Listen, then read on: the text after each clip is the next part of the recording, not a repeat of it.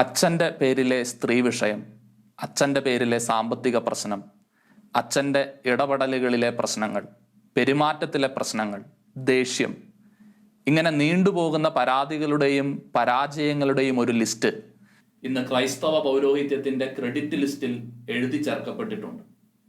എന്തുകൊണ്ട് ഇവയെല്ലാം സംഭവിക്കുന്നു? ദൗർഭാഗ്യകരമായ ഇത്തരം സംഭവങ്ങളെ, അനുഭവങ്ങളെ എങ്ങനെ വിലയിരുത്തണം, എങ്ങനെ സമീപിക്കണം എന്നെല്ലാം ആശങ്കപ്പെടുന്നവരും ആകുലപ്പെടുന്നവരും ഉണ്ട്. ആത്മവിശ്വാസം തന്നെ നഷ്ടപ്പെട്ട് എല്ലാം അവസാനിച്ചുവെന്ന് പരിതപിക്കുന്ന ഒരു ന്യൂനപക്ഷമുണ്ട്. ഇത്തരം പരാജയങ്ങളെ ആഘോഷമാക്കുന്ന ഒരു വലിയ വിഭാഗം മനുഷ്യർ വേറെയും. പൗരോഹിത്യത്തിന്റെ പരാജയങ്ങൾ അപലപിക്കപ്പെടേണ്ടത് തന്നെയാണ്. അതീവ ഗൗരവമായി ഈ സാഹചര്യങ്ങളെ പരിഗണിക്കുകയും തിരുത്തേണ്ടിടത്ത് തിരുത്തുകയും വേണം. എങ്കിലും സത്യാന്വേഷിയുടെ ഈ എപ്പിസോഡ് പരാജയപ്പെടുന്ന പൗരോഹിത്യം ക്രൈസ്തവ ആത്മീയതയിൽ പരിഗണിക്കപ്പെടേണ്ടത് എങ്ങനെയാണ് എന്ന് പരിശോധിക്കുന്നു. ഇത് ഒരു കുംഭസാരവും സാന്ത്വനവുമാണ്. ഏവർക്കും സ്വാഗതം.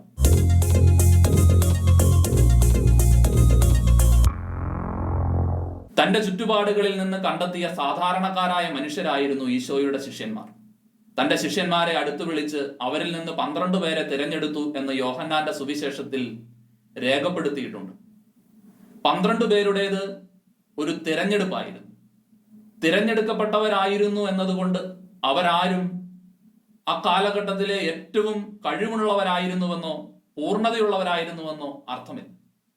മുക്കുവരും ചുങ്കക്കാരനും തീവ്രവാദിയുമൊക്കെ അക്കൂട്ടത്തിലുണ്ടായിരുന്നു. എങ്കിലും അവർ തിരഞ്ഞെടുക്കപ്പെട്ടു. അവർ ഈശോയോടൊപ്പം നടന്നു. അവൻ പറയുന്നത് കേട്ടു. ദൈവപുത്രനാൽ തിരഞ്ഞെടുക്കപ്പെട്ടവരായിരുന്നിട്ട് പോലും പക്ഷേ മനുഷ്യരെന്ന നിലയിൽ അവർ അവനിൽ ഇടറിയെന്ന് വചനം പലപ്പോഴായി സാക്ഷ്യപ്പെടുത്തുന്നുണ്ട്. സുവിശേഷങ്ങളിലെ അപ്പസ്തോലന്മാർ യഥാർത്ഥത്തിൽ ഒരു പരാജയമാണ്. അവനോടൊപ്പം ആയിരിക്കുമ്പോൾ പോലും അവരിൽ 2 പേർ അവനെ സ്വാധീനിച്ച് അധികാര കസേരകൾ സ്വന്തമാക്കാൻ ശ്രമിച്ചു. പൊതു പണസഞ്ചി സൂക്ഷിക്കാൻ ഏൽപ്പിക്കപ്പെട്ടിരുന്നവൻ അതിൽ വീണിരുന്നത് അപഹരിച്ചിരുന്നു. തിരഞ്ഞെടുക്കപ്പെട്ട അവൻ തന്നെയാണ് അവസാനം ഈശോയെ ഒറ്റിക്കൊടുത്തത്. തങ്ങളിൽ ആരാണ് വലിയവനെന്ന് അവർ പരസ്പരം തർക്കിച്ചിരുന്നു. അവന്റെ രാജ്യം സ്ഥാപിക്കപ്പെടുന്നത് എപ്പോഴാണ് എന്ന് അവർ അന്വേഷിച്ചുകൊണ്ടിരുന്നു. വേണ്ടി വന്നാൽ ഉപയോഗിക്കുന്നതിന് ആയുധം പോലും അവരുടെ കൈവശമുണ്ടായിരുന്നു.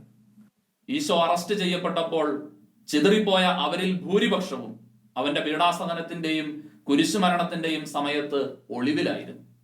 നിരാശയോടെ അവർ പഴയ തൊഴിലിലേക്ക് മടങ്ങിപ്പോയി. ഈശോയുടെ പ്രബോധനങ്ങളുടെ കാഠിന്യം കൊണ്ടും അവനെ ഉപേക്ഷിച്ചു പോയ ശിഷ്യന്മാരുണ്ടായിരുന്നു എന്ന് വചനം സാക്ഷ്യപ്പെടുത്തുന്നു. അവന്റെ വചനം കഠിനമായി അവർക്ക് അനുഭവപ്പെട്ടത്രേ. മിശിഹായെ മനസ്സിലാക്കാതെയും തിരിച്ചറിയാതെയും അവനോടൊപ്പമായിരിക്കുക എന്നതിന്റെ കാഠിന്യവും അതിലെ അനിശ്ചിതത്വവും ആദ്യ അപ്പസ്തോലന്മാരിൽ നിന്ന് പൈതൃകമായി തന്നെ കൈമാറ്റം ചെയ്യപ്പെട്ടിട്ടുണ്ട് എന്ന് കരുതേണ്ടിയിരിക്കുന്നു. ഉത്ഥാനത്തിന്റെ അനുഭവത്തിൽ നിന്നുകൊണ്ടാണ് അവർ പുറകിലേക്ക് നോക്കി ഈശോ എന്ന ചരിത്ര പുരുഷന്റെ വാക്കുകൾ ധ്യാനിച്ചും അവന്റെ അടയാളങ്ങളെ ആഴത്തിൽ അപഗ്രഥിച്ചും യഥാർത്ഥ ശിഷ്യത്വത്തിലേക്ക് വളർന്നത്. പരിശുദ്ധാത്മാവിന്റെ ആഗമനത്തോടെ ജ്ഞാനത്തിന്റെയും ബോധ്യത്തിന്റെയും പൂർണ്ണത അവർക്ക് ലഭിക്കുകയും അവർ അവനെ കുറവുകളില്ലാതെ പ്രഘോഷിക്കുകയും അവന് ഈ ലോകത്തിൽ സാക്ഷ്യമായി തീരുകയും ചെയ്തു. ഇന്നത്തെ പൗരോഹിത്യത്തെ ബലപ്പെടുത്തേണ്ടതും ഇതേ ആത്മാവിന്റെ സാന്നിധ്യവും സഹായവുമാണ്. ഉറച്ചു നിൽക്കാനും പ്രഘോഷിക്കാനും അവർക്ക് കരുത്തു പകരുന്ന ദൈവാത്മാവ്. പക്ഷേ ഈശോയുടെ കൂടെ ആയിരുന്നപ്പോൾ തന്നെയാണ് അപ്പസ്തോലിക ജീവിതത്തിൽ അവർക്ക് മേൽപ്പറഞ്ഞ പരാജയങ്ങൾ വന്നു ഭവിച്ചത് എന്നതും അവരിൽ ഒരാൾ അവനെ ഒറ്റിക്കൊടുക്കാൻ മാത്രം അവന്റെ പ്രബോധനങ്ങളിൽ നിന്ന് അകന്ന് അവനോടൊപ്പം തന്നെ ജീവിച്ചിരുന്നു എന്നതും സമകാലിക പൗരോഹിത്യ ജീവിതത്തിന്റെ അപഭ്രംശങ്ങളെ വിചിന്തന വിധേയമാക്കുമ്പോൾ നാം ഓർത്തിരിക്കേണ്ടതുണ്ട്. ഈ ചരിത്ര വസ്തുതകളെയും മാനുഷിക ബലഹീനതകളുടെ സ്വാഭാവികതകളെയും ഒരുമിച്ച് പരിഗണിച്ചാൽ മാത്രമേ സംസ്കാര സമചിത്തതയുള്ള മനുഷ്യർക്ക് ഈ ജീവിതാന്തസ്സിന്റെ വിരുദ്ധ സാക്ഷ്യങ്ങളെ അംഗീകരിക്കാനായില്ലെങ്കിൽ പോലും മനസ്സിലാക്കാനെങ്കിലും സാധിക്കുകയുള്ളൂ.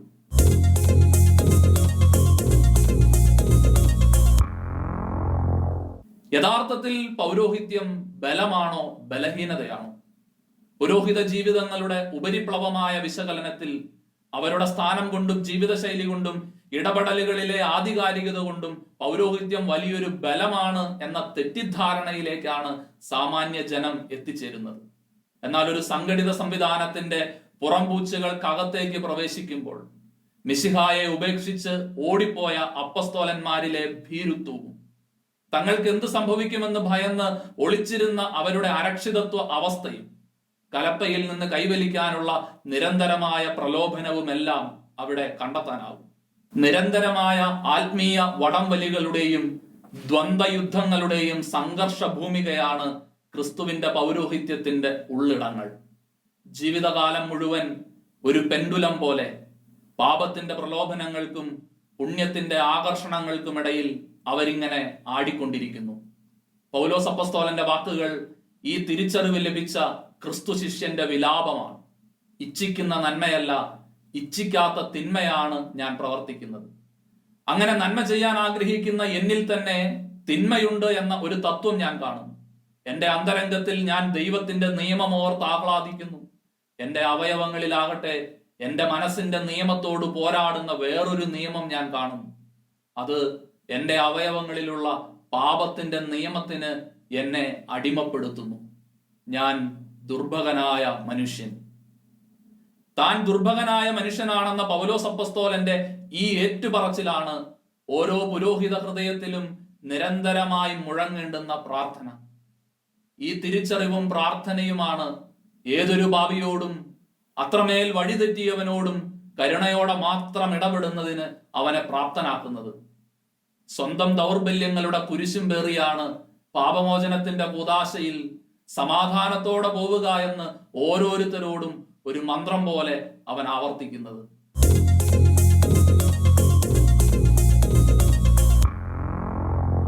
സവിശേഷമായി തിരഞ്ഞെടുക്കപ്പെട്ട തങ്ങളുടെ ദൗത്യത്തെക്കുറിച്ച് അപ്പസ്തോലന്മാർക്കുണ്ടായിരുന്ന അവബോധം പൗലോസ് അപ്പസ്തോലൻ എഴുതി വെക്കുന്നത് ഇങ്ങനെയാണ്: എന്നാൽ പരമമായ ശക്തി ദൈവത്തിൻ്റെതാണ്, ഞങ്ങളുടേതല്ല എന്ന് വെളിപ്പെടുത്തുന്നതിന് ഈ നിധി മൺപാത്രങ്ങളിലാണ് ഞങ്ങൾക്ക് ലഭിച്ചിട്ടുള്ളത്. ഞങ്ങൾ എല്ലാ വിധത്തിലും ഞെരുക്കപ്പെടുന്നുവെങ്കിലും തകർക്കപ്പെടുന്നില്ല, വിഷമിപ്പിക്കപ്പെടുന്നുവെങ്കിലും ഭഗ്നാശരാകുന്നില്ല, പീഡിപ്പിക്കപ്പെടുന്നുവെങ്കിലും പരിത്യക്തരാകുന്നില്ല, അടിച്ചു വീഴ്ത്തപ്പെടുന്നുവെങ്കിലും നശിപ്പിക്കപ്പെടുന്നില്ല. എല്ലാ വിധത്തിലുമുള്ള ഞെരുക്കങ്ങൾ, വിഷമങ്ങൾ, പീഡനങ്ങൾ, ആക്രമണങ്ങൾ ഇവയൊക്കെ ഉണ്ടായിട്ടും ഞങ്ങൾ നിലനിൽക്കുന്നുവെന്ന് അപ്പസ്തോലൻ ഏറ്റുപറയുകയാണ്. ചോരയിട്ടു വീഴുന്ന ക്രിസ്തുവിന്റെ തിരുമുഖം ഈ ഏറ്റുപറച്ചിലുകളിൽ തെളിഞ്ഞു നിൽക്കുന്നു. മൺപാത്രത്തിലെ നിധിയാണ് മിശിഹായുടെ പൗരോഹിത്യം. അല്പമൊരു അശ്രദ്ധ കൊണ്ട് അത് നഷ്ടപ്പെടാവുന്നതേയുള്ളൂ. കുറവുകളും കേടുപാടുകളുമില്ലാതെ തറയിൽ വീണ് ചിന്നിപ്പോകാതെ അത് സംരക്ഷിക്കുക എന്നത് അതീവ ജാഗ്രത ആവശ്യപ്പെടുന്ന കാര്യമാണ്. ഈ ജാഗ്രത കുറവിന്റെ നിമിഷങ്ങളിലെല്ലാം വീണു തകരുന്ന മൺപാത്രങ്ങളുടെ ഞെട്ടിപ്പിക്കുന്ന ശബ്ദം ചരിത്രത്തിന്റെ ചുമരുകളിൽ തട്ടി പ്രതിധ്വനിച്ച് ആർത്തലച്ച് സമകാലിക വിലാപങ്ങളോട് ഒന്നുചേരുന്നു. ഈ ഒച്ചപ്പാടുകളാൽ പ്രക്ഷുബ്ധമായ സമൂഹ മധ്യത്തിലും സഭാ നൗകയുടെ അമരത്ത് ശാന്തമായി വിശ്രമിക്കുന്ന ക്രിസ്തുവിന്റെ ഓർമ്മ ഓരോ പുരോഹിതനും അതിലെ ഓരോ യാത്രക്കാരനും ആശ്വാസമാകുന്നു.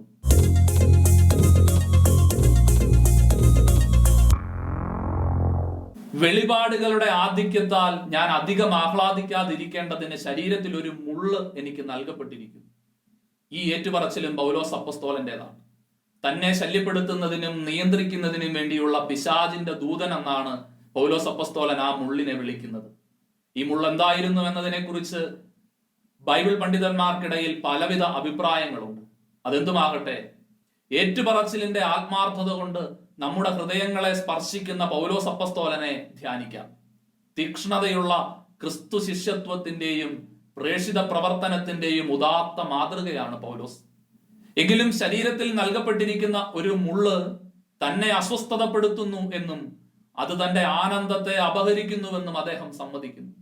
ഇത് പൗലോസിന്റെ മാത്രം അനുഭവമാണ് എന്ന് ആർക്കും കരുതാനാവില്ല. പൗരോഹിത്യത്തിന്റെ ശുശ്രൂഷാ ജീവിതത്തിലേക്ക് കയറി ചെല്ലുന്ന ഓരോ മനുഷ്യനും തന്റെ ശരീരത്തിൽ നൽകപ്പെട്ടിരിക്കുന്ന ഒന്നോ അതിലധികമോ മുള്ളുകളെ കുറിച്ച് ബോധവാന്മാരാണ്. ഈ മുള്ളുകൾ നിരന്തരമായി അവരെ അസ്വസ്ഥതപ്പെടുത്തിക്കൊണ്ടിരിക്കുന്നു. ആ മുള്ളുകൾ ഉണ്ടാക്കുന്ന മുറിപ്പാടുകളിൽ നിന്ന് രക്തം കിനിയുന്നു. തന്റെ സങ്കടങ്ങളുടെ ഗത്സമനിയിൽ ആ രക്തം വിയർപ്പാക്കി മാറ്റി പൗരോഹിത്യം പ്രാർത്ഥിക്കുന്നു, കഴിയുമെങ്കിൽ ഈ പാനപാത്രം നീക്കിത്തരണമേ. ദൈവം പക്ഷെ മിണ്ടുന്നില്ല. ഈ മുള്ളു വിട്ടകലാൻ വേണ്ടി 3 പ്രാവശ്യം താൻ കർത്താവിനോട് അപേക്ഷിച്ചുവെന്ന് പൗലോസ് അപ്പോസ്തലൻ സാക്ഷ്യപ്പെടുത്തുന്നുണ്ട്. എന്നാൽ അവിടുന്ന് അരുൾ ചെയ്തു, നിനക്ക് എന്റെ കൃപ മതി, എന്തെന്നാൽ ബലഹീനതയിലാണ് എന്റെ ശക്തി പൂർണ്ണമായും പ്രകടമാകുന്നത്.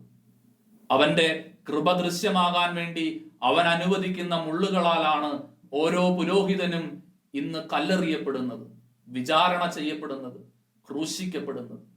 പൂർണ്ണമായും ഓരോ പതർച്ചയുടെയും അതുമൂലമുണ്ടാകുന്ന ഉതപ്പിന്റെയും ഗൗരവതരമായ ഉത്തരവാദിത്വം കൂടി പ്രസ്തുത പുരോഹിതൻ ഏറ്റെടുക്കേണ്ടതുണ്ട്. തന്റെ പരാജയങ്ങളെ അംഗീകരിക്കാനും ഉചിതമായ പരിഹാരം അനുഷ്ഠിക്കാനും താൻ കടപ്പെട്ടിരിക്കുന്നുവെന്ന് അംഗീകരിക്കുകയും വേണം.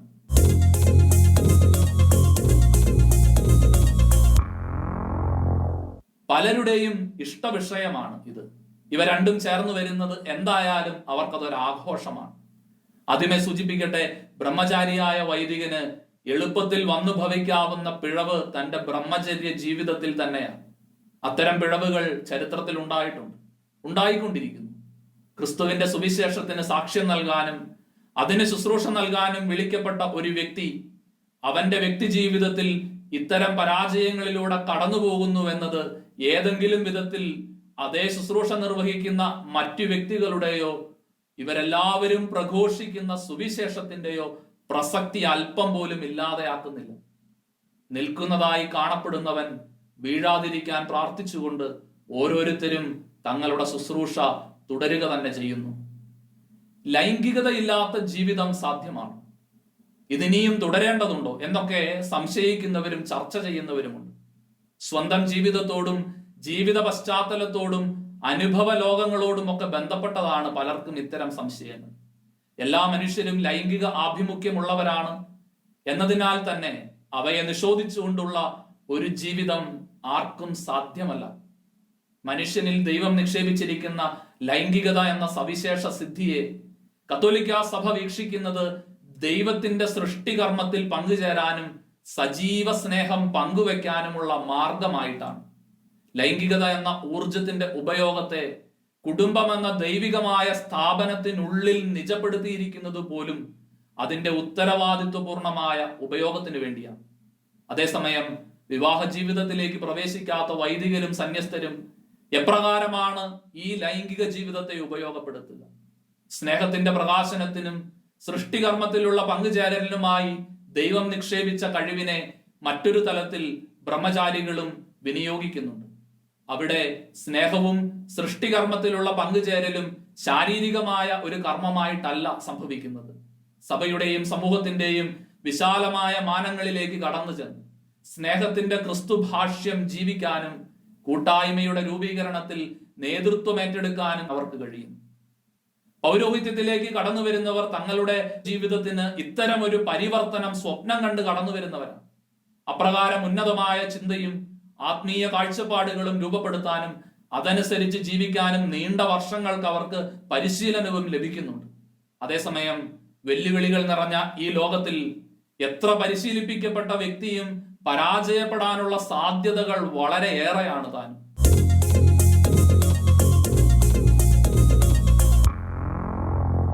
മാനുഷികമായ ലൈംഗിക ചോദനകളെ ഇല്ലാതാക്കുന്ന മാന്ത്രിക വിദ്യയൊന്നും പൗരോഹിത്യത്തിൽ പ്രയോഗിക്കപ്പെടാറില്ല. ആത്മീയ കാര്യങ്ങളിൽ മുഴുകുന്നു എന്നതുകൊണ്ട് അവയൊക്കെയും അപ്രത്യക്ഷമാകുമെന്ന് കരുതുന്നതും വിഡ്ഢിത്തമാണ്. പുരോഹിതൻ ലൈംഗിക താല്പര്യങ്ങളോ ലൈംഗിക ചോദനകളോ ഇല്ലാത്തവനാണോ? ഒരിക്കലുമല്ല. എന്നാൽ ആത്മീയ പരിശീലനത്തിലൂടെയും സമഗ്രമായ മാനുഷിക പരിശീലനത്തിലൂടെയും ഇത്തരം ലൈംഗിക ചോദനകളെ ക്രിയാത്മകവും സൃഷ്ടിപരവുമായി പരിവർത്തനപ്പെടുത്താനുള്ള പരിശീലനം ഓരോ അർത്ഥിക്കും അവരുടെ പരിശീലന സംവിധാനങ്ങൾ നൽകേണ്ടതുണ്ട്. ഈ ഉദ്യമങ്ങളിൽ പരിശീലന കേന്ദ്രങ്ങൾ വിജയിക്കുന്നുണ്ടോ എന്നത് ഉത്തരവാദിത്വപ്പെട്ടവർ ആത്മശോധന ചെയ്യുകയും വേണം. ഇപ്രകാരമുള്ള പരിശീലനങ്ങൾക്ക് വിധേയപ്പെടുന്നവരും അത്തരം പരിശീലനങ്ങളുടെ നന്മകളെ ഉപയോഗപ്പെടുത്താൻ തയ്യാറുള്ളവരുമാണ് മേൽപ്പറഞ്ഞ വിധത്തിലുള്ള ഉത്തമമായ ബ്രഹ്മചര്യ ജീവിതത്തിന് ഉടമകളായിത്തീരുന്നത്.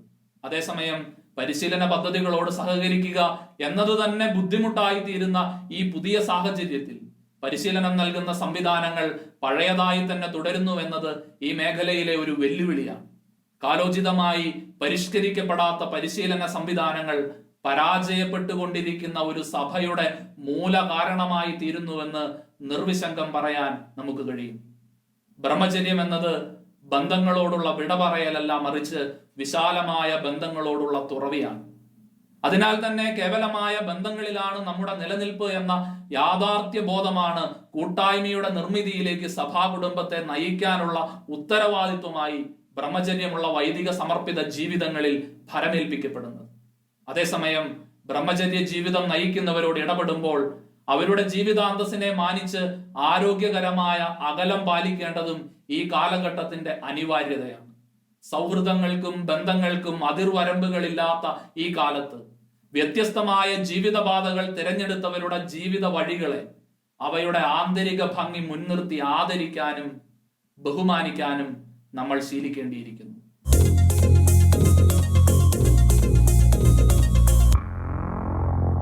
ബ്രഹ്മചര്യം ഒരിക്കലും പൗരോഹിത്യത്തിന്റെ അവശ്യ ഘടകമല്ല. അതേസമയം സന്യാസത്തിൽ അത് അവരെടുക്കുന്ന വ്രതത്തിന്റെ ഭാഗമാണ്. എല്ലാ പുരോഹിതരും സന്യാസികളല്ല എന്ന് നമുക്ക് അറിയാം. സന്യാസികളല്ലാത്ത കത്തോലിക്ക വൈദികർ എല്ലാവരും നിർബന്ധമായും ബ്രഹ്മചാരികളായിരിക്കണമെന്ന നിയമം കത്തോലിക്ക സഭയിലെ 24 വ്യക്തിസഭകളിൽ ലത്തീൻ സഭയ്ക്ക് മാത്രമുള്ള നിയമമാണ്. 23 പൗരസ്ത്യ സഭകൾക്ക് വേണ്ടിയുള്ള പൊതു നിയമം വിവാഹിതരായവർക്ക് പൗരോഹിത്യം നൽകുന്നത് അനുവദിച്ചിട്ടുണ്ട്. വൈദികർക്ക് വിവാഹം കഴിക്കാമെന്നല്ല, വിവാഹിതർക്ക് പട്ടം നൽകാമെന്നാണ് നിയമം പറയുന്നത്. കേരളത്തിലെ 2 പൗരസ്ത്യ സഭകളായ സീറോ മലബാർ, സീറോ മലങ്കര സഭകളിൽ ഈ നിയമം പിന്തുടരപ്പെടുന്നില്ലെങ്കിലും ലോകത്തിലെ മറ്റെല്ലാ പൗരസ്ത്യ സഭകളിലും തന്നെ വിവാഹിതരായ പുരോഹിതർ ശുശ്രൂഷ ചെയ്യുന്നുണ്ട്. ലത്തീൻ സഭയിൽ പോലും പൗരോഹിത്യ ബ്രഹ്മചര്യം ആദ്യ നൂറ്റാണ്ടുകളിൽ നിയമമായിരുന്നില്ല. ഇങ്ങനെ പറയുമ്പോഴും പൗരോഹിത്യ ലൈംഗികതയുമായി ബന്ധപ്പെട്ട വിഷയങ്ങളിൽ പരിഹാരം കാണാൻ അവർ വിവാഹം കഴിച്ചാൽ മതി എന്ന് കരുതുന്നത് ശുദ്ധ അസംബന്ധമാണ്. വിവാഹിതർക്കിടയിലെ വിവാഹേതര ബന്ധങ്ങളെ സംബന്ധിക്കുന്ന പഠനങ്ങൾ പരിശോധിച്ചാൽ അത് ബോധ്യപ്പെടാവുന്നതേയുള്ളൂ. ലൈംഗിക ധാർമ്മികതയുടെ മുറുക്കം അതിവേഗത്തിൽ നഷ്ടപ്പെട്ടുകൊണ്ടിരിക്കുന്ന ഈ കാലയളവിൽ ഓരോരുത്തരും അവരവരുടെ ജീവിതാന്തസ്സിനോട് കൂറു പുലർത്തുക എന്ന വ്യക്തിപരമായ ഉത്തരവാദിത്വം പൂർവാധികം ശക്തിയോടെ നിറവേറ്റുകയാണ് വേണ്ടത്. ഇതര കത്തോലിക്ക സഭകളിൽ നിലനിൽക്കുന്ന വൈദിക ജീവിതത്തിന്റെ, വിവാഹിതരും ബ്രഹ്മചാരികളുമായ വൈദികരുടെ ജീവിത ശൈലിയെ കൂടി ഭാരതത്തിലെ കത്തോലിക്കർ പ്രത്യേകിച്ച് മനസ്സിലാക്കുകയും ചെയ്യേണ്ടതുണ്ട്.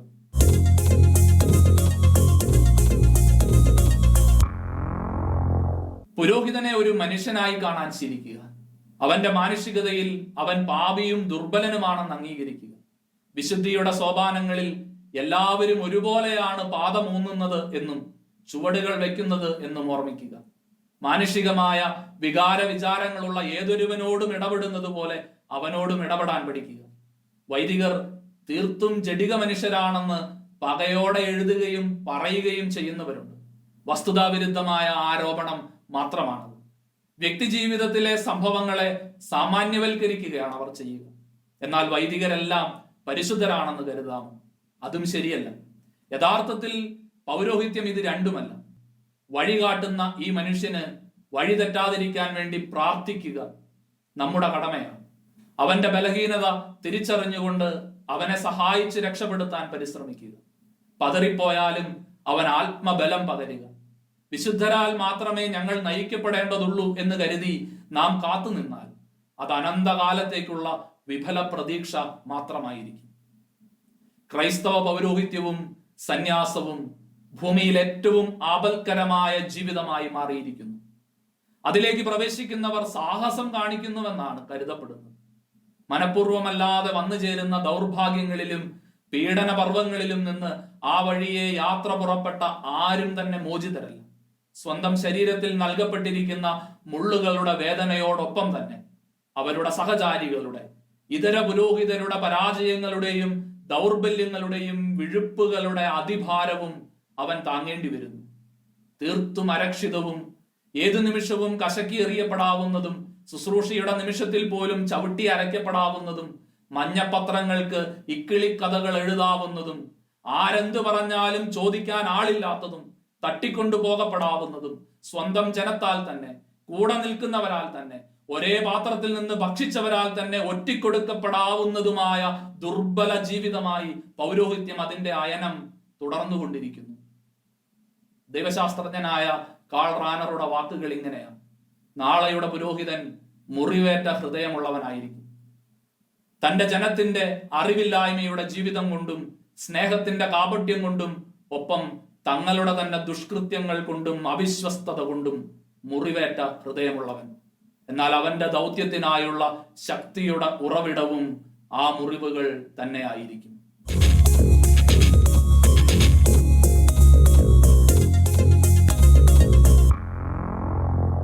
സത്യാന്വേഷിയുടെ ഈ എപ്പിസോഡ് ഇവിടെ പൂർണ്ണമാകുന്നു. തമസ്കരിക്കപ്പെടുകയും വളച്ചൊടിക്കപ്പെടുകയും ചെയ്യുന്ന സത്യങ്ങളും നിഷേധിക്കപ്പെടുന്ന നീതിക്ക് പിന്നിലെ ഗൂഢാലോചനകളുമായി സത്യാന്വേഷി വീണ്ടും അടുത്തയാഴ്ച. നിങ്ങളും സത്യം അന്വേഷിക്കുന്ന വിഷയങ്ങളുണ്ടെങ്കിൽ താഴെ കാണുന്ന ഇമെയിലിൽ ഞങ്ങൾക്ക് എഴുതൂ. നേരിന്റെ നിറക്കാഴ്ചകളുമായി സത്യാന്വേഷി നിങ്ങൾക്കൊപ്പം.